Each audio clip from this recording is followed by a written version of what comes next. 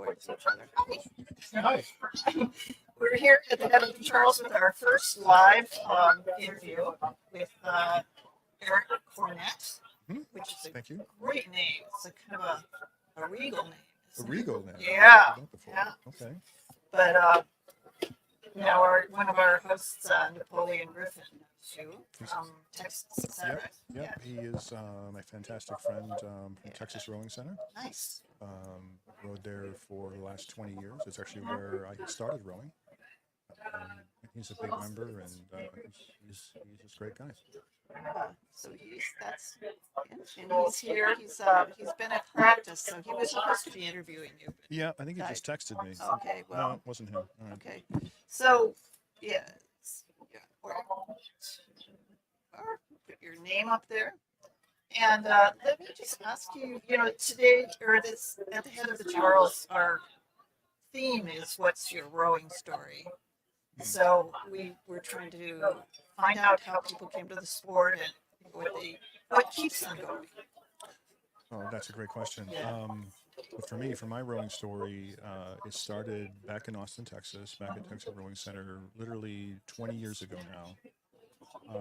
I didn't participate in the sport when I was younger. I went to Harvard, and so I saw it, but I was a computer geek and just all about that.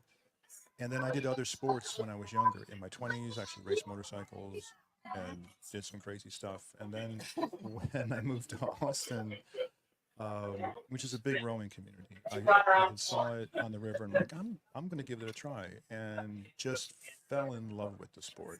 how long did it take you to get comfortable? Minutes.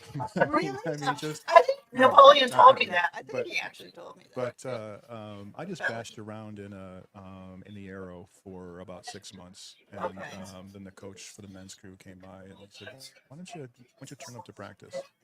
So So Yarrow is like like a hubby or And yeah, Wide one. the real big wide Yeah. wide boats that are really hard to flip, which I think I managed to do. And then got tossed into an 8 for just a bunch of years. Then worked in that, and I fell in love with the double. really? Which Is that what you're rowing here? Yes. Ahead of the Charles? We just competed Okay. in the men's over 50. We had an okay run. A little disappointing, but my partner was Scott Bolton, fantastic rower from Cornell. Okay. But the wind kind of messed us up on the powerhouse straight. In Austin, our problem is we have perfect weather, and that's the Austin curse. We don't know how to deal with any type of a we change. have to go out, The little chop sometimes. especially in the basin. It was a bit rough in the Was basin it? for Yeah. yeah. It's the rest of the weekend's supposed to be kind of calm. Yeah. Are you racing again? Nope, only Okay. one and done. We can't Right. do. I'm not doing any of their director's challenge or Right. anything. So our boat's up on the trailer, and we're just going to have a nice weekend here for the Charles. You got picked a good one.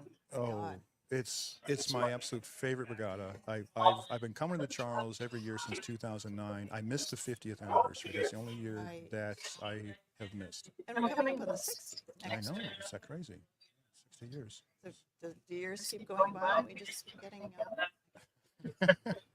But what keeps me going is like my friend Susie, who's going to be coming and talking to us Sunday. Mhm. She's 80 or almost 80. Wonderful. And she's trained like a maniac this year. Just she's those people keep coming. Yes, and I wish her all the best. I want to be those people. Yeah. If you go to Masters Nationals, you see the couple of the guys and gals that are in their late 80s or early 90s, and Yes. everybody comes to the shore and, Yeah. and says, "I want to be them." It is the sport that you can do it from when you're just a youth all the way through your life, and there is so much value in that. So, Well, it's along those lines. A little earlier, a guy came in, and he had been pointed out to me when he was racing, but he's 90, mm, and his name is Don Tannenhauser. Tannenhauser, yeah. And he's just the artist. You just want to, like you say, you want to be him. So he's going to come and talk to us, and a few other people that Napoleon found. do you have any races that you're going to be particularly paying attention to? Or? Well, all of them. I have some friends from the crew. We have an 8 in, we have a quad in this year, and the women are also here with an 8. So we don't have a big fielding, and I must brag a bit. The Texas Rowing Center is national champions again this year. So Yes, yeah, and we have the Texas Napoleon being from my Austin is like he brought the Texas squad yeah. onto it's here. So Don't you have a little pin you could wear out? on the union, Oh, you Texas did. flag. Yeah. Well, my husband's from Texas, so I can't. Anyway, yeah, I've raced a couple times in a single. Love the single too. I train in the single. Yeah. Yeah. So my good. partner lives up in British Columbia, and so I spent the summer up there for training this year, and on a big lake, which taught me a lot about rougher water, and doing a lot of biking up in the hills, Right. which was really fantastic training. So Yeah, next year. I have to do more biking. But Don't we all? yeah, there's always somebody who's training harder and smarter. You get over 50 and you'd hope some people would retire, but it's I know. not happening in my age group. It's the opposite direction. No. Like there's a woman in my age category she had double hip surgery replacement. And then like 2 years later, she won the head of the world. She wins it regularly. And so, you just got to admire someone. That's fantastic. Yeah, she's a class. So, are you racing? Not this year. Not this Yeah, year? it takes me a few years to get my courage up to. You can do it. But I see it out there. I see this beautiful, river and everything, and I have a little FOMO, a little missing out. But it's kind of hard to do this broadcast with, and as you can see, we sometimes our victims are practicing. So Right. so I decided. Yeah. Yeah. So, anything else you'd like to say about your rowing story, or Well, what? it's taken me all over the world. So my daytime job, I work in software. I have a company which is a partner with Microsoft, and so implementing systems all over the world. And I just moved back from Berlin last March. I spent 2 years there, and you to find a local rowing club. There's tons of rowing back in Berlin. Yeah. It's absolutely nuts. And the guys really were very welcoming. One of our coaches from Texas Rowing Center is Peter Mansfeld, or he moved to Prague, and now he's with their national team, I think. And so he set me up with the Luther Club in East Berlin. Yeah.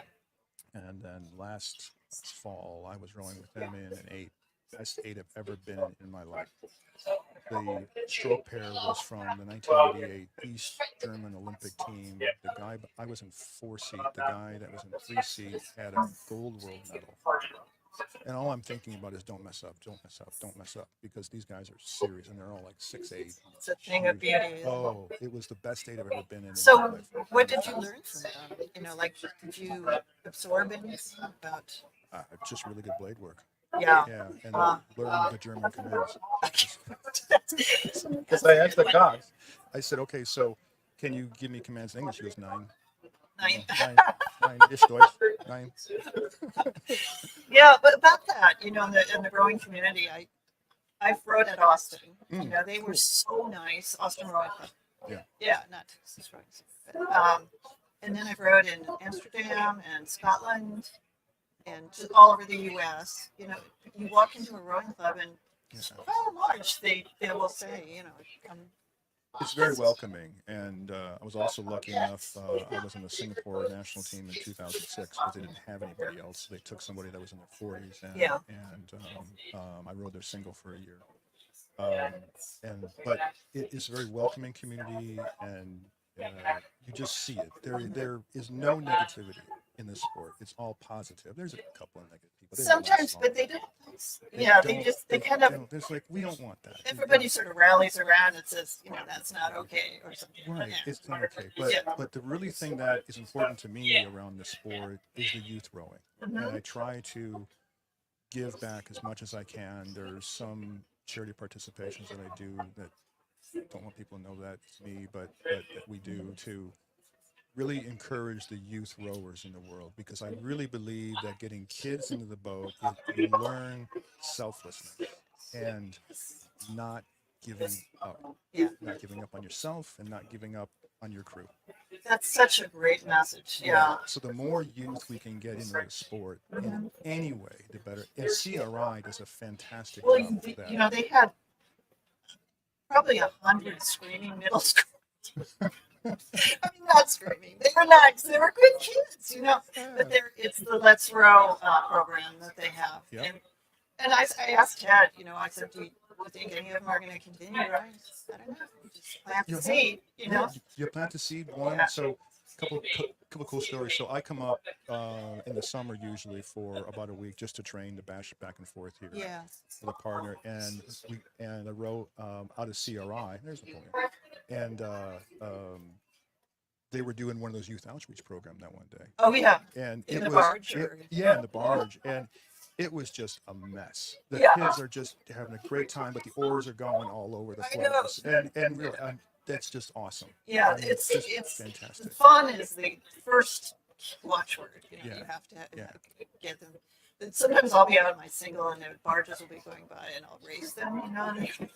The old You ladies, see him trying really the old hard. ladies coming by. That's great. That's, Give them a little that's competition. fantastic. So the more that masters rowers can do for that, I think that's what we really should be focusing on. Yeah. And yes, I mean, this is fun. I mean, this is what we get out of it. But Yeah. I'm 57. You know, I'm chasing the little brass medal around your neck. But Yeah. but the important thing is to get the kids into it, because Yeah. you can change their lives, Right. and that's important. Yeah, that's what the Let's Row program. I do a lot of, you know, I support that as much as I can. It's great, yeah. Yeah. So listen, best of luck. Do you have any goals for the coming year? Well, we have 365 days until the next Charles. Yes. So my training will start tomorrow. Can you see, make sure that we have this kind of weather? Sometimes it snows and sometimes it's 8. I was here for 2009. Yeah, that's Remember snow. that? The snow, wind, and Yeah, sleet all in the same time. that's when you know you're a badass. I wanted out of that boat so quickly. And last year, one of the days was super rainy Yep. and boats would, I don't know, they said, you know, if, like the like the boat filled up with water or something. The para boat filled up with water last year. Yeah, it was crazy. So here's a trick that I learned from a guy back in our club named Ken Gates. Reach out to him. Yeah, We have. Oh, you have Ken? Yeah. He's a really great guy. Yeah. Excited. You keep a big sponge in the bottom of your boat, Oh, Yes. and if everybody does that in an 8 or even you're single, you just kind of get Squish it it out. Yeah. Squish it out. Squeeze Yeah. it out. Big sponge. Yeah. Yeah. well, listen, sir, this is a pleasure, and please stay in touch. You know, we'd love to get an update from you at some point. Thank you Maybe very much. Napoleon can get out of his practice. Just running around here somewhere. Yeah, Thank you for the he's time. around here. Thank you so much. We appreciate it. Thank you. So if I could see, I could end the stream, but thanks everyone for watching. It's been a pleasure having you in. Next we'll have Will Green. I think you may know Will Green. I don't. I don't know those names. Oh, he's with Chinook. He's with Chinook. So he's coming up very shortly.